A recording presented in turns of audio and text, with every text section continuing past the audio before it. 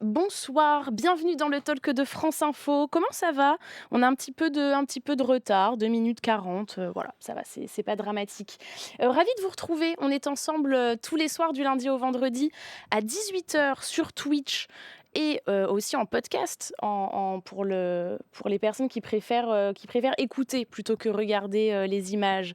Voilà, on est ensemble pendant 1 heure, on prend le temps tous les jours de s'arrêter sur un sujet, d'actualité et on le décrypte ensemble avec des invités qui sont là avec nous en plateau, des invités qui connaissent bien leur sujet. Voilà, le chat, je vous invite évidemment à poser toutes les questions qui vous passent par la tête. Nous, on est là pour y répondre. J'ai toujours un œil sur le chat. Voilà, vous n'êtes pas obligé de poser forcément des questions, mais vous pouvez réagir. Enfin, voilà, je vous invite vraiment à participer au débat avec nous. Voilà, c'est pour ça qu'on est sur Twitch, sinon on ne serait pas sur Twitch. Bonjour tout le monde, vous m'envoyez tous vos bonjours. J'espère que vous avez plein de questions sur la Turquie. Je voulais vous remercier d'ailleurs de nous avoir suivis hier parce que je crois que vous avez bien apprécié l'émission qu'on a faite avec Géraldine Allot de la cellule investigation de Radio France qui nous a parlé d'une enquête qu'elle a faite sur l'affaire McKinsey et sur la campagne 2017 d'Emmanuel Macron. Donc voilà, on a voulu tester le format avec un seul invité, un petit peu en mode voilà, tête à tête avec juste une personne, un journaliste qui nous raconte aussi les conditions de travail quand on enquête sur un sujet comme ça, comment ça se passe. Vous avez eu plein de questions à poser à Géraldine et voilà, vous avez été nombreux à vous suivre, donc je voulais vous remercier. D'ailleurs, dites-nous, est-ce que vous voulez qu'on fasse plus d'émissions avec des journalistes qui ont enquêté sur un petit peu au long cours, sur des sujets spécifiques comme ça. Je pense que ça fait partie des choses qu'on pourrait développer peut-être encore plus dans le talk. Parce que même si à France Info, on est plutôt dans de l'actu chaude, il y a aussi des services qui font des enquêtes voilà, vraiment au long cours. Et donc, on pourrait peut-être se caler des choses avec eux. Je lis déjà plein de oui. Donc voilà, j'ai ma réponse.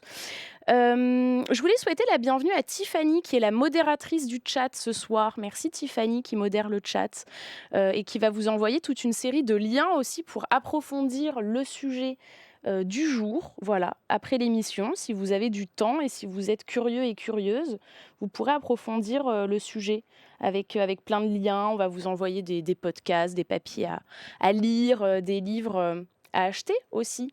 D'ailleurs, les mots d'eau, Tiffany, si jamais tu peux partager, je crois que c'est déjà fait, le lien vers le serveur Discord du Talk, c'est parfait. Donc, on a créé un serveur sur Discord pour qu'on puisse se retrouver, échanger au sujet de l'émission. Bref, cette intro est longue. Je vais quand même vous montrer, avant de vous présenter les invités, le dessin de Jus Graff, qui est notre illustrateur qui illustre tous les jours le sujet du soir, donc illustrateur de bande dessinée, je crois que c'est comme ça qu'on dit. Voilà, il est là. Qu'est-ce qu'il dit? L'élection à la présidence turque? Point d'interrogation. Bien sûr que je vais la gagner. Comme Macron, j'ai les conseils du cabinet McKinsey. Voilà, la petite référence à, à- à l'émission d'hier. Merci beaucoup, Jugraphe, pour ce dessin. Et donc, cet homme que tu as dessiné, c'est Recep Tayyip Erdogan, le président turc. Ce soir, on va s'intéresser donc à la Turquie. Avec ces élections présidentielles et législatives qui approchent, puisqu'elles auront lieu le 14 mai, dans un peu plus d'un mois, des élections qui peuvent s'apparenter à une forme de référendum pour ou contre Recep Tayyip Erdogan, c'est en tout cas ce que certains observateurs disent. Erdogan qui est mieux placé que quiconque pour savoir combien une catastrophe naturelle peut coûter cher au président en place, parce que Erdogan est arrivé au pouvoir il y a 20 ans.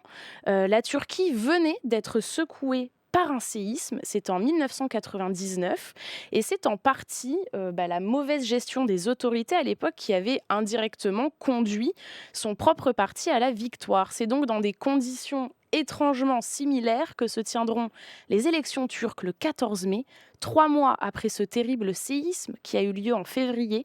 On avait fait une émission là-dessus. Et donc la question que tout le monde se pose en ce moment, c'est quelles seront les conséquences politiques de ce séisme? Est-ce qu'il va entraîner la chute d'Erdogan? Quelles conséquences géopolitiques cela aurait-il? Et dans quel état se trouve la Turquie aujourd'hui, politiquement, socialement et économiquement? Quel est le bilan d'Erdogan? Est-ce qu'il y a une colère qui monte dans l'opinion turque? Et les invités ce soir pour en parler, ils sont là. Dorothée Schmid, bienvenue, bonsoir. N'oubliez pas le micro. Bonsoir. C'est la fin de la journée, c'est Oui, pas grave. oui.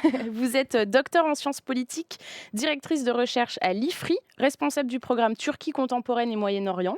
C'est tout bon. Jusque-là, tout va bien. Et vous avez notamment écrit La Turquie en 100 questions aux éditions Talendier. Dont une nouvelle édition va sortir début mai. On a fait en sorte de la sortir avant les élections, quand même. Parce qu'il y a des choses à ajouter, à réactualiser. Ouais. Bienvenue à vous. On Merci. est très heureux de vous accueillir. Guillaume Perrier, bienvenue. Merci, bonjour. Bonsoir. Bonjour, bonsoir. 19h08, bonsoir. Oui, il fait jour encore. Journaliste au Point, ancien correspondant en Turquie, auteur de plusieurs livres sur la Turquie, dont Dans la tête de Tayyip Erdogan aux éditions Actes Sud. Et le dernier livre, c'est Les loups aiment la brume. Donc, c'est une enquête sur les opérations clandestines de la Turquie en Europe. Et ça, c'est aux éditions Grasset. Et alors, on devait faire un duplex avec Marie-Pierre Véraud. En fait, c'est la correspondante de Radio France en Turquie. Mais elle a dû partir tourner un reportage. Donc, elle ne sera pas là avec nous. Mais on a quand même discuté par téléphone. Et elle m'a dit, voilà, en ce moment, en Turquie, les gens sont assommés par la crise économique. La viande est devenue inabordable. Le prix de l'oignon a été multiplié par 3. Elle dit qu'on parle même plus de seuil de pauvreté, mais de seuil de la faim. Pour autant, elle dit que dans les sondages, ça reste quand même serré, qu'il y a des gens qui veulent un changement, un renouveau politique. Elle m'a parlé notamment des jeunes, du vote des jeunes, on va en reparler. Et pour d'autres, elle disait, voilà, Erdogan incarne aussi une forme de stabilité, il est pieux, il y a des gens qui sont attachés à lui. Est-ce que vous partagez déjà ce constat On va faire un chiffouille. Alors, le constat d'un vote serré, je pense qu'il faudra quand même attendre le 14 mai pour savoir. Alors, les sondages, pour l'instant, donnent quand même l'opposition nettement en tête, entre 5 et 15 points d'avance pour le candidat de l'opposition.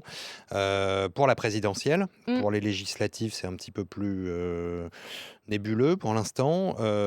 Mais effectivement, Erdogan dispose d'une base électorale très importante qui reste autour d'un tiers de la population, pour des raisons que vous avez évoquées. Il incarne une forme de stabilité, de continuité du pouvoir. Le changement fait peur, ça a toujours été le cas. Il faut se souvenir qu'avant Erdogan, il y avait des gouvernements de coalition très instables et que lui a amené cette stabilité. Donc ça peut convaincre une partie des électeurs. D'autres se disent que finalement, aujourd'hui, Erdogan est plutôt un facteur d'instabilité, avec cette économie qui part complètement en capilotade, avec des décisions politiques assez contradictoires selon les circonstances. Donc voilà, c'est une question d'appréciation, mais effectivement, les Turcs sont plutôt à la recherche de stabilité. Avec ou sans Erdogan, ça c'est une question de jugement après, pour savoir ce qui va décider de leur vote. Dorothée, la Turquie coupée en deux. Oui, alors évidemment, si on s'intéresse aux sondages qui sont produits par l'entourage d'Erdogan lui-même, les résultats sont l'inverse de ce que nous espérons en tant qu'Européens, parce qu'il y a un rapport qui est conflictuel, presque structurellement, avec Tayyip Erdogan lui-même, parce que c'est un autocrate, parce qu'il a finalement éloigné la Turquie du chemin européen, parce qu'il s'entend trop bien avec la Russie, etc. Mais il ne faut pas négliger le ressort qu'il a politiquement. C'est vraiment une bête politique. Donc si on n'avait pas eu le séisme, moi personnellement, je ne donnais pas très cher des chances de l'opposition de gagner. Évidemment, là, l'opposition a réussi à se mettre d'accord, et encore qu'à un cas, c'était quand même difficile jusqu'au dernier moment sur un candidat présidentiel qui incarne une espèce de normalité pour une Turquie qui est quand même passée par des tas de hauts et de bas, et qui en ce moment économiquement effectivement va pas bien, qui s'appauvrit. Mais Erdogan a quand même un atout, à mon avis, maître, c'est que en politique étrangère, il se débrouille très bien, et que son choix de ne pas choisir entre la Russie et l'Ukraine dans la crise russo-ukrainienne est quelque chose qui donne un petit peu d'oxygène économiquement, et qui surtout correspond à ce que veut l'opinion, qui est pacifiste et qui profondément ne voulait pas s'aligner sur le camp occidental dans la crise russo-ukrainienne. Encore aujourd'hui, on voit que cette opinion elle est pacifiste, même dans le conflit avec la Grèce, conflit territorial de délimitation des eaux maritimes. Et Erdogan a compris ça, alors qu'il était très va-t-en-guerre, notamment après 2016, au moment où vous savez qu'il a résisté à un coup d'État militaire. Il a réussi à rétablir son pouvoir. Il a resserré même encore plus son pouvoir. Oui, Donc il incarne. Pojo25 le dit dans le chat. Il y avait eu une tentative de coup d'État en 2016 déjà. Oui, tout à fait. Et bon, alors évidemment, il y a plein de théories du complot sur ce coup d'État. Est-ce que c'est un vrai coup d'État ou pas? Si on affirme qu'effectivement, il y a eu une tentative de prise du pouvoir par les militaires, ça veut dire que quand même Erdogan a risqué sa peau. Ça veut dire que maintenant, c'est un obsédé du contrôle. Et c'est en fait ce qui lui a vraiment nui dans la gestion du tremblement de terre. C'était qu'on a un pouvoir beaucoup trop pyramidal, Mm. pas du tout efficace dans des situations d'urgence. On va revenir sur le séisme et les conséquences politiques que ça a pu avoir. Mais avant ça, peut-être Guillaume, toi aussi, tu as été correspondant en Turquie pendant plusieurs années. Et le Point t'a envoyé en Turquie pour couvrir les suites justement du séisme, mais t'as pas pu y aller. Oui, oui, bah moi j'ai été correspondant pour Le Monde notamment pendant 10 ans en Turquie. Ça fait 20 ans que j'y vais très souvent, jusqu'à très récemment, hein. Et effectivement, j'ai essayé d'y aller le lendemain ou le surlendemain du séisme du 6 février, des séismes, hein, puisqu'il y en a eu deux. Et arrivé à l'aéroport, on m'a expliqué que j'étais une menace pour la sécurité nationale et que je Mm. ne pouvais plus rentrer dans ce pays. Alors, c'est une décision qui ne date pas des séismes, mais qui date de novembre, Oui. hein. J'avais pas reçu cette notification puisque j'étais à l'étranger. Et elle est vraisemblablement liée à la publication de mon dernier livre sur les services secrets turcs. Ok. Bon, c'était quand même pour faire Voilà. un petit point là-dessus. Petit point liberté de la presse. Voilà, la Turquie Voilà, qui est très très loin dans le classement ouais, et puis un mot de là-dessus, parce Reporters que sans mon, frontières. mon petit cas personnel n'est pas très important. Ce qu'il faut souligner, c'est qu'il y a encore aujourd'hui des Hmm. dizaines de journalistes turcs en prison, que des dizaines d'autres ont été arrêtés, empêchés de travailler, y compris pour couvrir ce séisme, notamment dans l'est de la Turquie, enfin, dans les régions touchées par le séisme, Hmm. qui sont des régions à majorité kurde, où il y a beaucoup de journalistes kurdes, de médias qui ne correspondent pas forcément à ce que le gouvernement voudrait transmettre comme information. Donc voilà, l'information reste étroitement contrôlée, étroitement contrainte. 95% du paysage médiatique appartiennent à des oligarques proches du gouvernement. Voilà, donc aujourd'hui, il y a malheureusement très peu de pluralisme dans les médias et ça aura évidemment un impact aussi sur le résultat des élections. Et Dorothée? puis, Guillaume enquête aussi sur des sujets qui sont un peu la face sombre de la Turquie. C'est ce que Hmm. Tayyip Erdogan n'a pas du tout envie de montrer à l'extérieur. Donc effectivement, les opérations d'intox ou les violences des services secrets turcs. Il y a toute une partie de la Turquie qui nous échappe en réalité. C'est d'ailleurs aussi pour ça qu'on n'arrive jamais très bien Bah, on connaît à mal la anticiper le Turquie. résultat des élections. C'est qu'en fait, il y a plein de choses qui nous échappent. Mais d'ailleurs, je ne sais pas ce que vous en pensez, mais j'ai l'impression qu'ici, en France en tout cas, à chaque fois qu'il y a une élection, On se trompe sur le résultat. on a toujours l'impression que ça va être la fin C'est d'Erdogan. ça, Mais ouais. est-ce que vous pouvez me dire si... Bah, moi, je constate que ce que vous disiez en introduction, ces élections sont un référendum pour ou contre Erdogan. C'est le Mm. cas depuis 20 ans à chaque élection. Ça fait au moins 10 ans, voire plus, qu'on annonce la fin d'Erdogan. Mm. Ça a été le cas au moment des manifestations de Gezi en 2013, qui ont été un moment très important. Ça a été le cas quelques mois plus tard avec des affaires de corruption retentissantes contre des membres de son gouvernement. Ça a été le cas au moment du coup d'État. Vrai ou faux, je serais moins catégorique que Dorothée sur cette question, parce que je pense qu'il y a quand même un scénario très J'ai dit qu'on préécrit. pouvait être catégorique ou non. J'ai pas dit quelle était mon opinion. Voilà, je pense que ça reste très nébuleux encore, cette journée du 15 juillet 2016. Mais là aussi, on a dit que c'était la fin d'Erdogan. La crise économique qui s'approfondit, qui se creuse depuis des années, on a aussi annoncé que ça mènerait à sa perte. Et on voit qu'à chaque fois, il trouve les ressorts pour retourner la situation et retomber sur ses pattes. Là encore, tous les éléments laissent à penser. Il y a une opposition enfin à peu près unie qui semble revigoré par Qui est large cette quand même, situation, qui est très ouais, large, qui va l'alliance. du Parti communiste jusqu'aux islamistes. Donc c'est vraiment tout sauf Erdogan. C'est ça le sens de cette coalition. Les séismes ont montré la fragilité de ce régime. Maintenant, il est au pouvoir et il a encore tous les instruments en main pour pouvoir maintenir ce pouvoir. Donc je reste encore aujourd'hui très sceptique sur la possibilité d'une alternance politique. Oui, allez-y, vous voulez Oui, ajouter juste quelque chose? effectivement, s'il n'y avait pas eu le tremblement de terre, donc on pariait très très peu sur les chances de l'opposition de Mmh mh. l'emporter. Euh, on a une espèce de déformation qui est que la mésentente avec Erdogan fait qu'on souhaite toujours que l'opposition gagne et qu'on parle beaucoup plus à l'opposition que à l'AKP, qu'à la communauté d'Erdogan finalement. Et ça, c'est aussi très intéressant parce que c'est un problème structurel qu'on a, c'est que quand on cherche des interlocuteurs proches de l'AKP, on en trouve beaucoup moins facilement aussi. Ouais, Nous, on est à l'IFRI, on organise des débats sur la Turquie. C'est extrêmement compliqué de faire venir des gens qui sont proches du gouvernement. Donc en fait, on voit toujours les Turcs qu'on a envie de voir d'une certaine façon, et on voit pas ceux qui gagnent les élections. Alors cette fois-ci, on est quand même assez proche d'un point de bascule. Mais moi, mon sujet, c'est comment Erdogan peut rester au pouvoir en réalité. L'interrogation, c'est qu'est-ce qui va se passer le jour du vote. Alors évidemment, on est plus inquiet techniquement sur l'organisation du vote du cette scrutin. année que d'habitude, Mmh mh. sur la façon dont le scrutin va se dérouler. Qu'est-ce qui va se passer si le scrutin ne donne pas Erdogan gagnant? Quelle va être sa réaction? Qu'est-ce qui va se passer ensuite en Turquie si effectivement il est amené, s'il perd le scrutin, à admettre qu'effectivement il a perdu? Quel rôle il joue dans le paysage politique turc?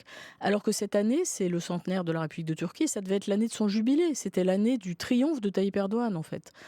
Donc notre problématique, c'est d'imaginer la place que peut avoir Erdogan pendant le scrutin, pendant l'annonce des résultats du scrutin et après le scrutin. C'est une des Guillaume? raisons pour lesquelles il semble encore aujourd'hui assez improbable d'envisager son départ. C'est-à-dire que 2023, ça fait des années qu'il a marqué cette élection d'une pierre blanche dans son agenda. C'est effectivement une étape clé dans la construction de son pouvoir, parce que c'est le centenaire de la République, qu'il veut surpasser quelque part, au moins symboliquement, Mustafa Kemal, qui est le fondateur de la Turquie moderne, et que pour lui, il y a ces cérémonies du centenaire qui vont intervenir en octobre. Il est évident qu'il n'a jamais envisagé que ça soit quelqu'un d'autre que lui qui préside. Donc ça reste très improbable. Il y a un élément qui résume tout, à mon avis, et qui est très intéressant sur cette contradiction qu'on a aujourd'hui. La plupart des instituts de sondage, sérieux en tout cas, donnent l'opposition largement vainqueur. Mais quand on interroge les Turcs, est-ce que vous pensez qu'Erdogan sera battu ou non? Une grande majorité pense qu'il va rester au pouvoir. C'est-à-dire qu'une majorité des Turcs va voter contre lui, mais pense qu'il sera quand même président. Pourquoi? Parce qu'ils remettent en question, la La- régularité, Bien du sûr, scrutin? Mais parce que d'ailleurs, de c'est fait, depuis 2015, les élections ont été entachées de fraude ou d'irrégularité, que Pas, là, pas tant que ça, mais ouais. un effectivement, il y petit a eu, peu, il y a eu des quand même. incidents En et tout il y cas, a eu recompte des votes. c'est une question qui est posée dans le chat. KLCM qui dit: «Mais Erdogan a gagné démocratiquement?» Point d'interrogation. Jusqu'à un certain point. En Mmh. 2015, il a fait refaire des élections législatives parce qu'il en avait perdu sa majorité absolue. Entre deux, il a déclenché un conflit contre les Kurdes qui lui a permis de regagner cette majorité. Il y a eu en 2019 les élections municipales où il avait perdu la municipalité d'Istanbul de 13 000 voix. Le conseil électoral a dit que 13 000 voix d'écart, c'était un motif suffisant pour faire refaire l'élection. Bon, ce qui est pas déjà une décision complètement absurde. Et donc, effectivement, l'élection a confirmé très largement la victoire de l'opposition. Donc là, il ne pouvait plus la contester. Mais ça montre quand même, et c'est un point de détail important, que les juges du Conseil électoral sont totalement acquis à sa cause. Et que en cas de scrutin un tout petit peu serré, il aura de toute façon les armes pour pouvoir changer le cours des choses. Oui, mais Et bon, à Istanbul, l'opposition a fini par gagner quand même. À moitié, Et puisque le conseil municipal, lui, reste acquis. oui, bien sûr, mais symboliquement, le maire d'Istanbul est dans l'opposition. C'est une figure très importante peut-être pour l'avenir de la Turquie. Effectivement, ce que la plupart des observateurs, il y a beaucoup d'observateurs européens qui vont aller pour mmh, ces élections. L'OSCE, le Conseil d'Europe vont envoyer des ils observateurs. pourront y aller cette année? Ils peuvent y aller, bien sûr.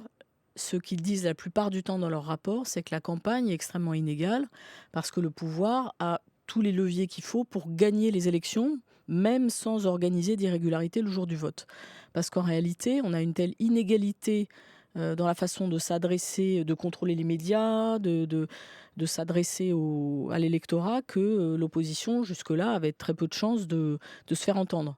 Cette fois-ci, le tremblement de terre a rebattu les cartes parce qu'il a aussi fallu aller sur le terrain, que l'AKP était mis en cause pour des malversations. On a beaucoup parlé de corruption dans le milieu du BTP, qui est un milieu économique Mmh. qui soutient Erdogan.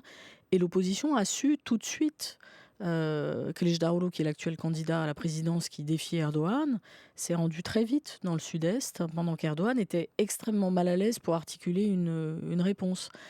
Et il y a aussi la question de la participation. Euh, Énorme. Est-ce que, oui, les Turcs votent beaucoup et est-ce que Ouais. cette année, compte tenu du séisme qui vient de débranler la Turquie, est-ce qu'on peut s'attendre à ce qu'il y ait une participation aussi forte alors? Est-ce que les Turcs se projettent dans l'élection ou ils sont encore traumatisés par le séisme?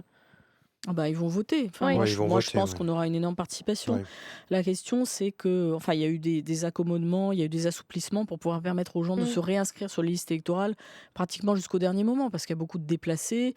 Donc, on pourra voter même si on habite chez des amis, même si on est sous une tente, Mm.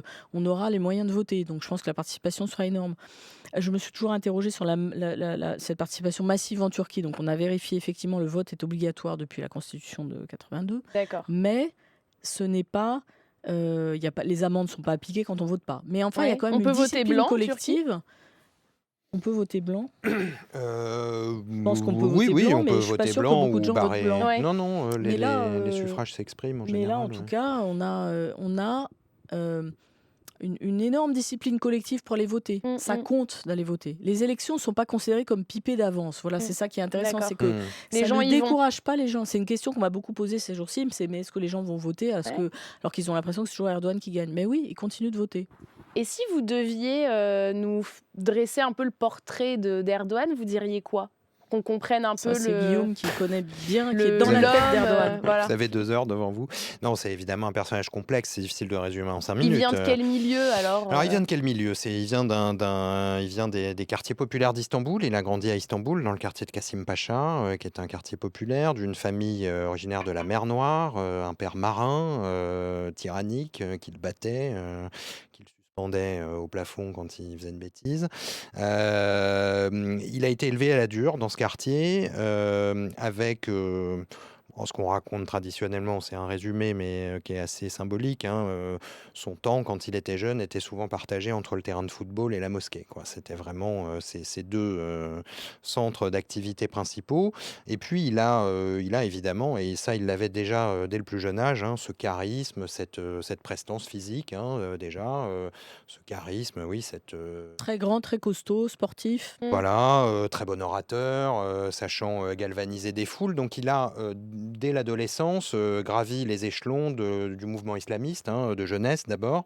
Il a été repéré par les dirigeants du parti islamiste de l'époque, et puis il a gravi dans les années 70 comme ça ces échelons.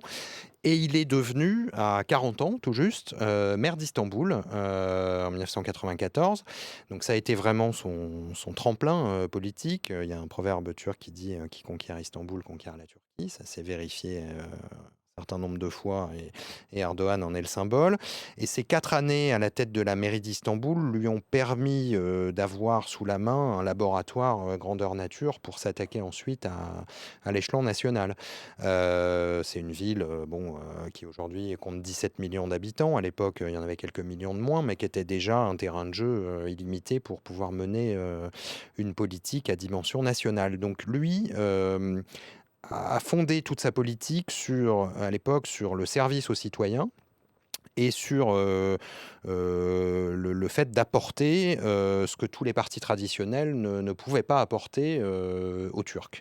On avait des partis traditionnels qui à l'époque étaient fortement contestés pour la corruption, pour le fait de ne voilà, de ne pas permettre. Enfin, il manquait à Istanbul l'eau courante dans beaucoup de quartiers, le ramassage des ordures. Enfin, c'est là-dessus qu'il a été élu. C'est en amenant ça aux Turcs et en Le se côté au service au de service la et puis nation, quoi. l'homme propre, quoi. D'où le nom de AK Party, hein, le parti blanc, le parti pur.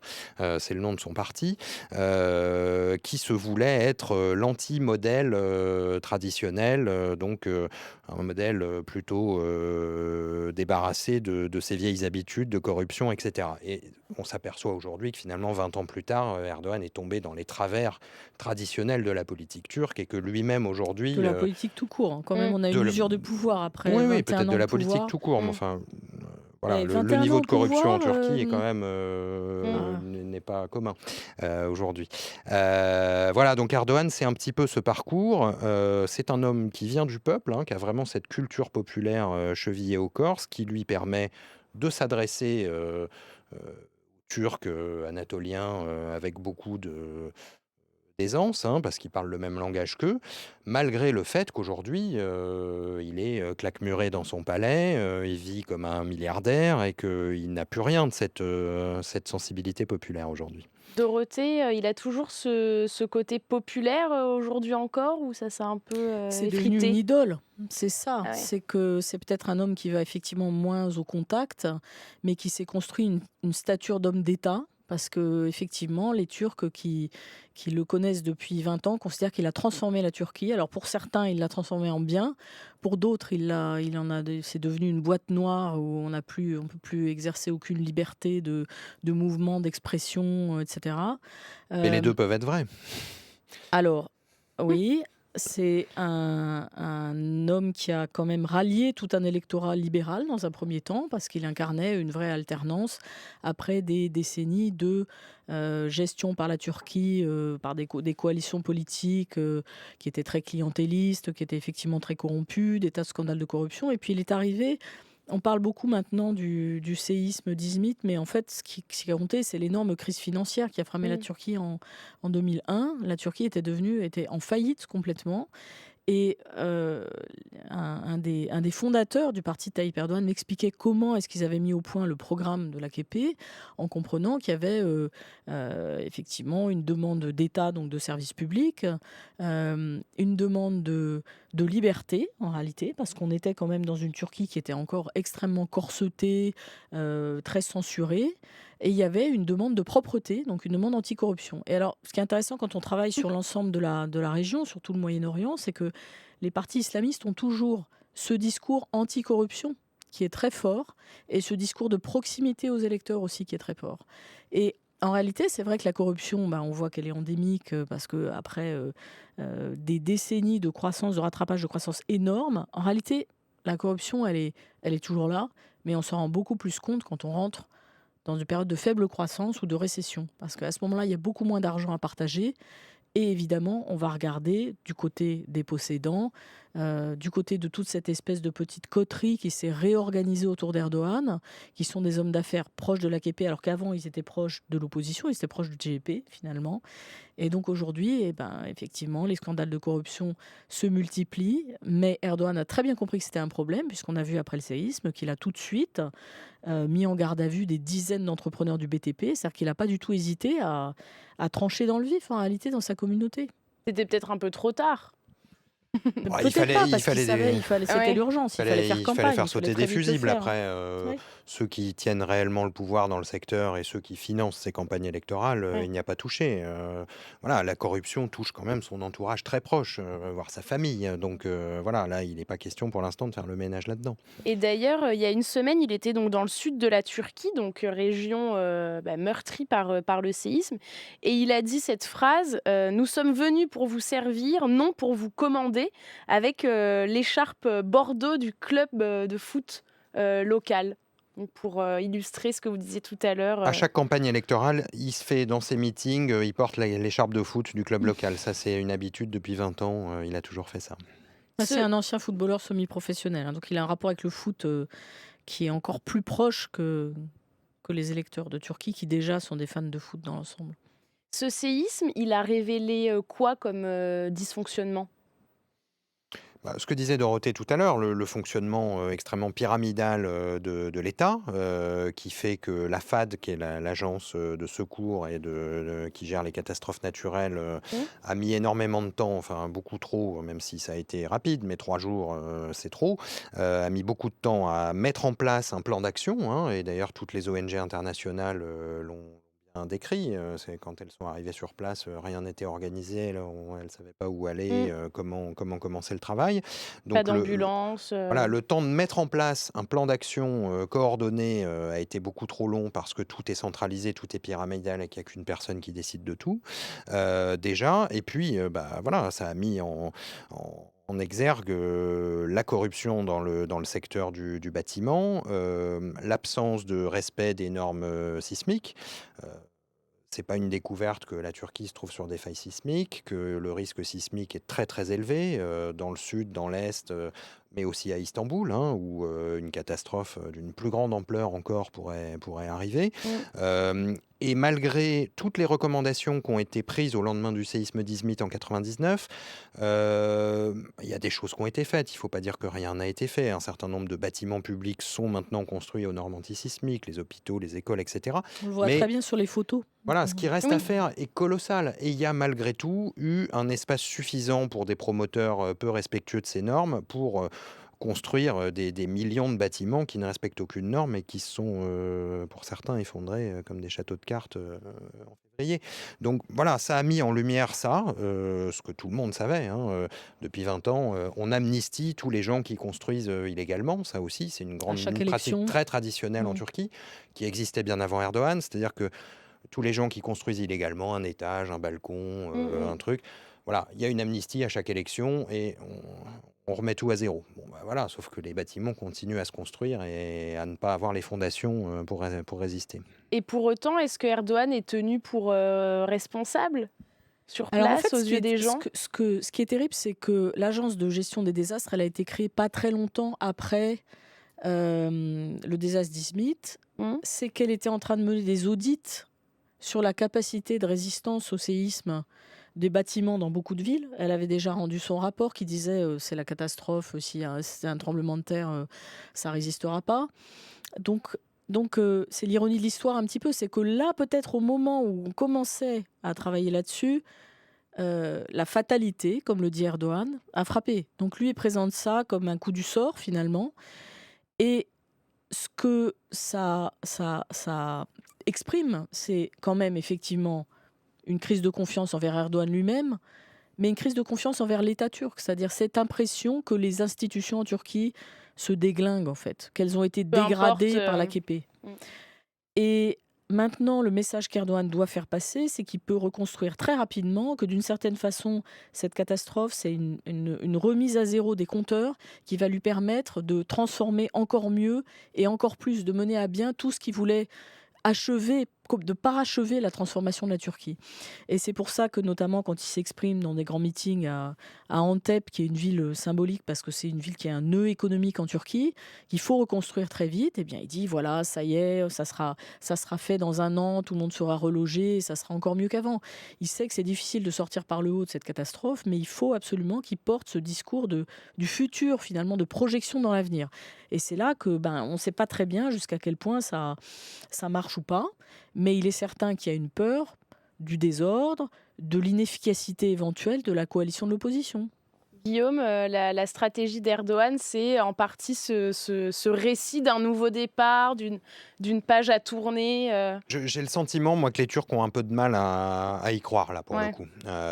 Parce que c'est quand même tonalité qui donne depuis de nombreuses années. La nouvelle Turquie, ce régime qui veut mettre en place, il serait celui qui fait sortir la Turquie de ses vieilles habitudes, de ses vieux travers. Et les gens constatent bien que la Turquie y est bien toujours, quoi, les deux pieds dans cette situation. Et que Erdogan, loin d'être une rupture avec les régimes précédents, est plutôt dans la continuité. Donc je crois qu'il a de plus en plus de mal à convaincre convaincre que le changement viendra de lui. Oui, mais est-ce Et que c'est ça le l'opposition plus... arrive à convaincre Ça, qu'elle peut amener un c'est une autre changement? Eh oui. question. Ça, Non, c'est mais une autre c'est une question question et la très réponse est importante. non. La réponse Parce est qu'il n'y a non, pas de bien entendu. programme, il n'y a pas de programme cohérent. C'est un peu le problème. C'est que là, ça se fait effectivement pour ou contre Erdogan. Mm. Mais sur le fond, il n'y a pas de programme plus convaincant du côté de l'opposition parce qu'en fait, effectivement, comme on le disait tout à l'heure, c'est vraiment une espèce d'alliance de partis complètement hétéroclites Sûr. et qui ont vraiment des désaccords très importants sur un certain nombre de points. On va revenir là-dessus sur l'opposition. Peugeot 25, j'ai bien noté ta question. Je vais la poser du coup quand on sera dans la bonne partie. Est-ce que ce séisme a fait émerger aussi de nouveaux discours? Est-ce que ça a délié les langues en Turquie ou pas? Moi, ce que je trouve intéressant, et Chez les Guillaume me jeunes dira s'il est peut-être? d'accord ou pas, c'est que ça revivifie quand même une partie de pouvoir intermédiaire de la société civile, avec la mobilisation des architectes, des avocats, de tous ces espèces de corps intermédiaires qui étaient découragés Hmm. et qui, là, lancent des actions, font des recours contre Erdogan. J'avais pas vu ça. Beaucoup moins de procès pour insulte au chef de l'État parce qu'il a compris que quand même ça, c'était pas terrible pour son image. Non, mais, Depuis le séisme, ouais. moins. Donc on a quand même aujourd'hui à nouveau un paysage plus concurrentiel du côté de la société civile en Turquie. Et je suis pas sûre qu'il y ait un effet de génération si fort que ça. Ça, c'est une D'accord. question qu'on nous pose beaucoup. Ouais, Il y a aussi, toute une mais partie de la jeunesse turque qui est extrêmement nationaliste. Hmm. Ils ont Effectivement. connu qu'Erdogan. Voilà, alors bon, ça peut vouloir dire qu'ils ont besoin de changement, mais les sondages donnent pas forcément une jeunesse qui est massivement pour l'opposition.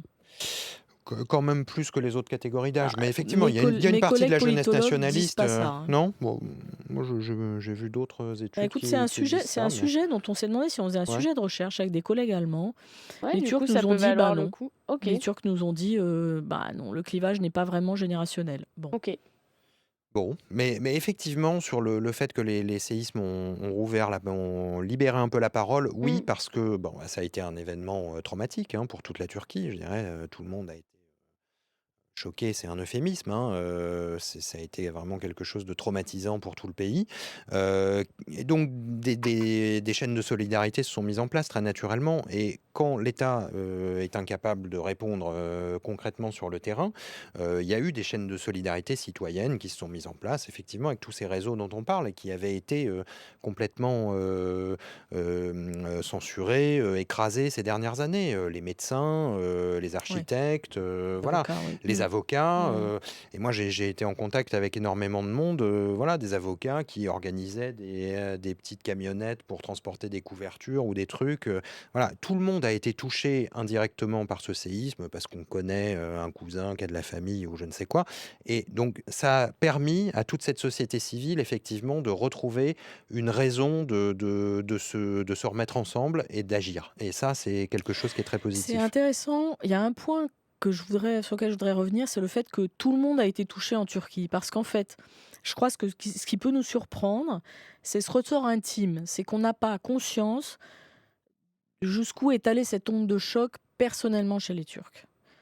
On a vraiment, le pays entier a été touché. Ça, c'est vraiment très frappant. Et les gens à Istanbul qui étaient absolument désolés de ne pas savoir comment se rendre utile, il y en a plein qui se sont mis à disposition pour partir sur place, pour aider, parce que tout le monde a été touché. L'ampleur géographique, l'ampleur des destructions matérielles, les pertes humaines, les déplacements de population ensuite ont touché tout le monde. Et on a quand même une inconnue qu'on rencontre dans des tas d'élections, pas simplement en Turquie. Ici, on a des sondages qui parfois nous plantent complètement sur les résultats des élections. Et là, moi, je m'interroge vraiment sur l'impact intime, en fait, et ce que ça va donner sur le vote en conscience le jour de l'élection. Est-ce que si on devait être un petit peu pédago, est-ce qu'on peut faire un point aux viewers, aux gens qui nous regardent, sur la question kurde, Erdogan et les Kurdes? Je me lance. Oui, oui. C'est pas forcément une évidence. Alors les Kurdes en Turquie, ils sont allez 15-20 millions sur 85, donc C'est ça, c'est quand même 20%. voilà, c'est à peu près 20%, concentrés dans l'est et le sud-est du pays, mais avec d'importantes communautés dans les grandes Istanbul, villes de première ville l'ouest. kurde. Voilà, Mmh. j'allais dire, mais Istanbul, Izmir sont des villes qui concentrent énormément d'émigrés En kurdes. partie parce qu'ils ont été chassés par l'État de l'Est. Voilà, dans les années 90, voilà. Les Kurdes votent pour tous les partis, hein, une partie des Kurdes plutôt de sensibilité islamiste, conservatrice, vote pour les partis religieux traditionnellement, donc Mmh. vote plutôt pour Erdogan, hein, ça reste encore le cas pour un certain nombre d'entre eux. Je Notamment dans les pense, régions du séisme, ça je- c'est intéressant. ouais, mais je pense OK. qu'aujourd'hui, ça a quand même reculé pas mal. Et puis, il y a le parti kurde, hein, le parti. Alors, c'est un parti kurde, est-ce que c'est un parti pro-kurde, est-ce que voilà, il y a beaucoup Parti de de gauche, voilà, c'est un parti de la gauche kurde, ça il faut le disons, dire parce qu'il y en a très peu en qui, Turquie des partis de ouais, gauche. Ouais. qui aujourd'hui s'appelle le HDP, qui est le successeur d'un certain nombre de partis qui ont été interdits successivement depuis les années 90. Et le HDP aujourd'hui est le troisième parti de l'échiquier politique en Turquie, hein. C'est le troisième plus important. Dans les sondages, il serait crédité d'environ 10 à 12% là, aux législatives. Le problème, c'est que le HDP, comme ses prédécesseurs, risque fort d'être interdit avant les élections, hein. Mmh. Voilà, ce qui montre aussi Oui, c'est quel la point la chasse, démocratie turque, dans quel état elle est. Il y a un procès en interdiction qui devrait aboutir en avril et qui, sauf surprise, se soldera par le même résultat que pour tous les prédécesseurs du HDP. La plupart des dirigeants, députés, maires de ce parti sont en prison, ont été destitués. Le dirigeant, Selahattin Pas Demirtas, tous, parce qu'il en reste quand même pas mal, c'est ça la oui, bah, il eh oui, reste mais ceux c'est qu'on la veut grande bien laisser résilience dehors, des mais Kurdes, c'est l- pour ça que c'est aussi le troisième parti. celui qui incarnait c'est bien, ce on a bien parti, fait de vous arrêter tous les 2 parce que vous vous nuancez mutuellement, Ouais. c'est celui qui parfait. incarnait ce parti et qui a été quand même l'un de ceux qui a vraiment challengé Erdogan sur la scène politique en 2014-2015, Selahattin Demirtas, ça fait 6 ans et demi qu'il est en prison. Pour Il a des... même été candidat à une élection en étant en prison, Absolument. à Donc la pour des dernière motifs présidentielle. purement politiques, C'est pour puisque ça il est... qu'Erdogan a dit d'ailleurs que le maire d'Istanbul, qui risquait de se retrouver en prison, pouvait très bien se présenter à la présidentielle en étant en prison. Absolument, voilà. Donc on aurait eu plein de candidats en prison et Erdogan. Et Dorothée, vous vouliez apporter, je crois, une précision sur le vote, dans les régions sinistrées? Alors, je voulais dire d'abord que, en fait, l'électorat kurde, c'est un électorat qui longtemps a été orphelin et qu'Erdogan a très bien compris ça. Mmh. Pourquoi? Parce que d'abord, en Turquie, il y avait un tabou absolu sur la séparation kurde-turque, avec quand même des pratiques de discrimination sociale, politique extrêmement fortes à l'égard des Kurdes. Des partis dits pro-kurdes qui demandaient des droits pour les Kurdes, d'abord des droits culturels, hein, pouvoir s'exprimer en kurde, pouvoir donner des prénoms kurdes aux enfants, remettre éventuellement des noms kurdes dans les villes. Donc tout ça, c'était impossible en Turquie. Et on avait des petits partis qui s'étaient créés, qui étaient considérés comme des partis un peu de gauche extrémistes et qui étaient dissous successivement avec des accusations de terrorisme. Erdogan arrive au pouvoir avec son parti AKP, qui est une espèce qu'on appelle un parti attrape-tout, qui Mmh. finalement est un parti, il va chercher dans tous les coins, des libéraux jusqu'aux Kurdes, en passant par toute la classe moyenne turque, déçus des anciens partis de centre-droit, trop corrompus, etc. Et donc finalement, pendant longtemps, Erdogan a eu la majorité de l'électorat kurde. Et puis, se sont restructurés des partis kurdes qui avaient effectivement une communauté kurde comme votant. Et puis après les grandes manifestations de Gezi en 2013, premier moment où on a vraiment une opposition qui se manifeste dans la rue contre le pouvoir personnel d'Erdogan. C'est quand même là qu'on a compris que les manifestations étaient contre Erdogan lui-même. On a une plateforme de partis de gauche qui se forme et qui crée le HDP, qui est ce parti pro-kurde qui existe aujourd'hui, qui va effectivement plus loin que la question kurde. Et c'est important de le dire parce que en diaspora, c'est aussi un parti qui a obtenu beaucoup de suffrages, y compris chez des Kurdes, chez des Turcs, chez des gens d'origine arménienne, parce qu'il en reste aussi en Turquie, parce qu'il a pris en charge toutes ces questions, les questions LGBT, toutes les questions qui sont sur l'agenda progressiste des partis de gauche de type parti vert finalement. Donc le HDP, ça va plus loin que ça. Le féminisme, Le enfin voilà, féminisme, Ouais, c'est ça. ils sont attaqués à toutes ces questions-là, effectivement. Et Donc donc aujourd'hui, cette question kurde, elle se confond aussi avec la question de la démocratisation de la Turquie, parce que ce que demandent les Kurdes, c'est d'avoir une gestion du pays qui soit moins centralisée, qui aille au-delà des droits culturels qu'Erdogan a quand même lui-même accordés aux Kurdes. C'est aussi comme ça qu'il a rallié une partie de l'électorat kurde. C'est qu'il a rendu les Kurdes visibles finalement dans l'espace politique turc. Ce qu'il n'avait pas anticipé, c'est que ça amènerait à la formation d'un parti plus sophistiqué, plus intelligent que sur des trucs strictement pro-kurdes. Et donc, c'est un petit peu plus compliqué quand même de l'interdire. Néanmoins, comme l'a dit, pour moi, ce que je trouve le plus effrayant, à part le fait que le patron du parti et toutes sortes et des députés et beaucoup de cadres, c'est l'idée qu'on puisse destituer des maires en Turquie pour les remplacer Préfet. par des gens non élus qui Mm. sont effectivement des représentants de l'État, de l'AKP en fait, du parti politique de Tayyip Erdogan. Et ça, c'est Donc, quand même un truc Voilà, et assez alors, difficile à et imaginer. donc là, les Kurdes se rangent derrière Alors, les Et là, les Kurdes, Kurdes, ils là risquent c'est de faire intéressant. l'élection. Donc, comme le Ouais. HDP risque d'être interdit, ils se mettent sous bannière des Verts, des écologistes. Donc, il y a un parti écologiste qui a été créé en Turquie très récemment, qui était un micro-parti qui avait Mhm. très peu de militants, et qui là va abriter les candidats kurdes sous leur bannière.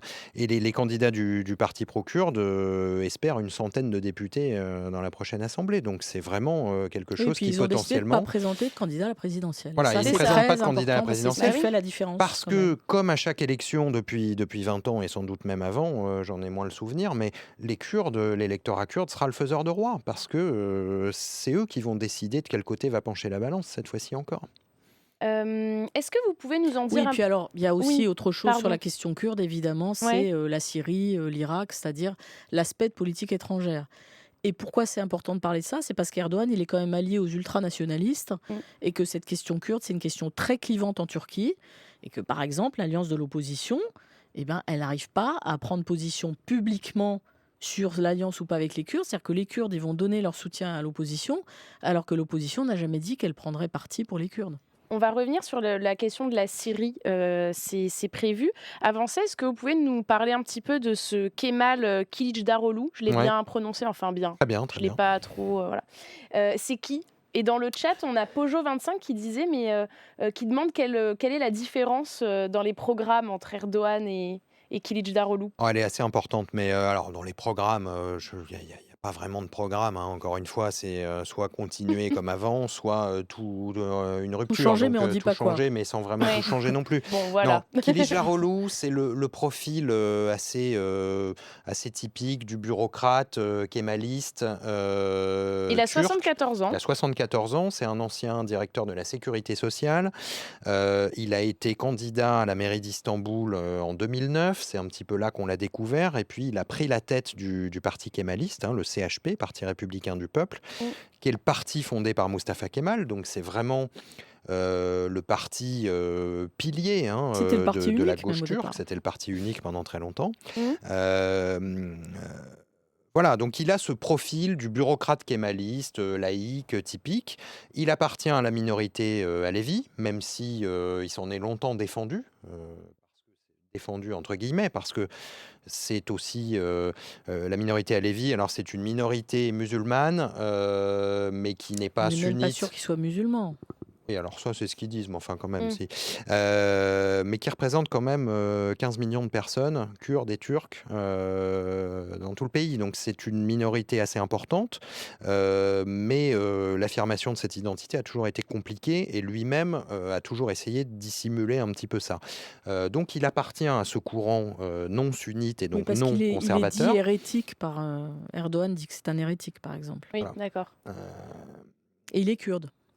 Non, il n'est pas kurde. Enfin, il est à Non, moitié non, non, kurde. non, il n'est pas kurde, Il est à moitié kurde. Kılıçdaroğlu. Il vient de Dersim, il n'est pas kurde. Enfin, je crois pas, hein. Enfin, Moitié kurde ou Zaza.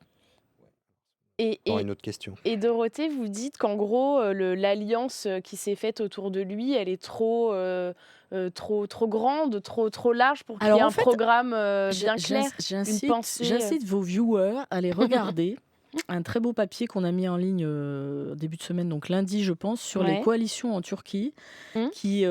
qui analyse les deux principales, parce qu'il y en a au moins trois. Mhm. Et d'ici l'élection, je ne sais pas qui va encore se mettre d'accord avec qui, mais Oui, bon. enfin, il y en a deux, les autres Il y a sont pas... deux grandes coalitions Ouais. principales, celle qui est autour d'Erdogan, qui est construite autour d'Erdogan, Mhm. avec le parti MHP, le parti nationaliste, qui dès le départ est une coalition où il est entendu que jamais le parti MHP ne va présenter un candidat à la présidentielle. Donc c'est Mhm. vraiment une coalition très solide aussi idéologiquement, parce qu'elle a accompagné la renationalisation du discours d'Erdogan, c'est-à-dire sa replongée dans le vieux fond nationaliste turc. Donc là, on est vraiment sur cette espèce de fusion islamo-nationaliste dont on parle souvent en Turquie, On On pourrait a même un dire président qui est... islamo-fasciste, hein. Oui, bon. Alors on a... J'ai déjà dit qu'il y avait un parti de gauche que j'ai défendu, donc je te laisse t'occuper des fascistes. Et de l'autre côté, on a une coalition qui rassemble, comme le disait Guillaume, ça va du Parti communiste à l'ancien parti unique Ouais. kémaliste qui prétend être social-démocrate, mais qui quand même est plutôt de centre-droit, voire assez à droite, avec un des dissidents du Parti nationaliste et avec 2 dissidents de l'AKP. Donc vraiment, un peu tout et n'importe quoi de ceux qui voudraient que ce soit plus Erdogan qui soit le patron. Et le problème de cette coalition, c'est qu'en fait, elle n'a pas de programme, elle n'a pas de cohérence idéologique. Sa cohérence, c'est d'être anti-Erdogan. Donc aujourd'hui, il faut parier sur la fragilité d'Erdogan. Et donc cette alliance qui est hyper large, on peut se poser la question de après quoi, ça donne quoi? Ah bah, après ça donne des déchirements, des batailles, ça c'est écrit d'avance. Je dirais s'ils arrivent, à conquérir le pouvoir, effectivement, on s'expose à des lendemains difficiles et à beaucoup de maux de tête parce que, voilà, c'est une coalition, très Et hétéroclite dans laquelle ouais. il y a un Mm. parti nationaliste là aussi, parce qu'il y a un Mmh. parti Ouais. nationaliste proche d'Erdogan, mais il y a des dissidents de ce parti nationaliste qui, eux, sont proches de l'opposition. Donc on a aussi des loups gris, les loups gris, c'est, voilà, cette milice d'extrême droite, turque, qui sont dans l'opposition. C'est-à-dire que tous les courants politiques, en fait, sont traversés par pour ou contre Erdogan, que ça soit les islamistes, les Ouais. nationalistes, les Mm. laïcs, il y a des 2 dans chacune des coalitions. Ce qui rend, toute forme de cohérence politique, quasiment impossible, si vous voulez. Donc, je dirais que le vrai clivage aujourd'hui, finalement, il est entre, l'alliance d'Erdogan, qui continuera sa politique anti-occidentale, parce que le fond du problème, il est là, et l'opposition qui s'est d'ores et déjà engagée à renouer avec le parlementarisme et à renouer avec l'Occident, aussi bien que l'OTAN que l'Union européenne. Est-ce qu'ils le feront? Ça sera une autre histoire, mais en tout cas, il y a cette intention qui est affirmée. Je vais juste faire un tout petit retour historique sur 2015, qui est l'année dont a parlé tout à l'heure Guillaume, qui est une année où on a des législatives où l'AKP perd sa majorité absolue. Mmh. Et là, qu'est-ce qui se passe? On doit faire un gouvernement de coalition. Et là, on a 3 mois, 4 mois où l'opposition est incapable de se mettre d'accord. Ça pourrait se reproduire ça? Alors, le problème, c'est que là, pour la désignation du candidat à la Mmh. présidentielle, on a déjà Meral Akşener, la patronne de ces nationalistes qui ont rejoint cette coalition d'opposition, qui a dit qu'elle ne voulait pas de Kemal Kılıçdaroğlu comme candidat et qui a quitté la coalition, puis qui est revenu dans la coalition une semaine après. Et là, on s'est dit, qu'est-ce qui va se passer? C'est-à-dire que ça a quand même donné une impression de fragilité vraiment importante. Et donc, effectivement, après, les Turcs, ils ont aussi le souvenir de ces années de relatif désordre politique où ils étaient gouvernés par des coalitions et à chaque fois, ça finissait par un coup d'État militaire. Donc, bon, On comprend bien pour des l'impasse en tout générations et cas. des Mm. générations de Turcs, Ouais. Erdogan, il a quand même joué sur du velours parce que c'est lui il dit que c'est lui qui a apporté la stabilité à la Turquie. Et pour terminer, si on ouvre un peu, la question au reste du monde, une Ouais. chute, d'Erdogan, ça signifierait quoi en termes de géopolitique mondiale? Ça changerait quoi? Alors pour moi, c'est pas extrêmement clair, mais bon, Guillaume va... Ouais. Je crois quand même qu'aujourd'hui, alors je dis pas que ça changera fondamentalement les choses parce que ça sera sans doute beaucoup plus complexe et question par question, ça demandera des réajustements. Mais depuis 2015-2016, il y a quand même très clairement, moi là-dessus, Il y a une crise de confiance je suis en énorme, ça c'est désaccord avec clair. Dorothée sur un point, c'est que je ne pense pas qu'Erdogan mène une politique d'équilibre, par exemple, entre la Russie et l'Ukraine. Il mène une politique pro-russe aujourd'hui. Elle est D'ailleurs, assez Poutine claire. va se rendre en Voilà, Turquie en Poutine vient en avril. Turquie pour inaugurer une Fin centrale avril. nucléaire fin avril, donc Poutine vient participer à la campagne de réélection d'Erdogan, donc c'est quand même ça qui est quand même très important. Donc aujourd'hui, Erdogan mène une politique pro-russe, anti-occidentale. Il a réaffirmé récemment, quand il y a eu les contacts entre l'ambassadeur américain et Kılıçdaroğlu, il a réaffirmé le fait qu'il allait donner une leçon aux Occidentaux lors de ces élections. Donc il a encore une fois, je dirais, l'intention de poursuivre dans cette politique et sans doute pas de renouer les relations avec l'Union européenne ou avec l'OTAN. Il y a du côté de l'opposition une volonté affirmée de le faire, ce qui sera peut-être démenti par les faits, mais en tout cas, il y a une volonté de le faire. Dorothée? Alors, la neutralité d'Erdogan est une neutralité pro-russe. Ça, je crois qu'effectivement, on peut se mettre d'accord. Le sujet, c'est qu'il n'a pas voulu prendre parti dans le conflit parce qu'il considérait que ça allait nuire à la Turquie que de se positionner. Donc, Mm. moi, je suis extrêmement frappée du fait que le modèle qui a été donné, c'est la Turquie pendant la Seconde Guerre mondiale. C'est ce que nous disaient tous les analystes turcs, c'était on n'est pas d'un côté ou de l'autre. Oui, Et mais on dans les déclare, faits, on déclare la guerre aux nazis en février 1945 quand il est clair que c'est les autres qui ont gagné. Bon.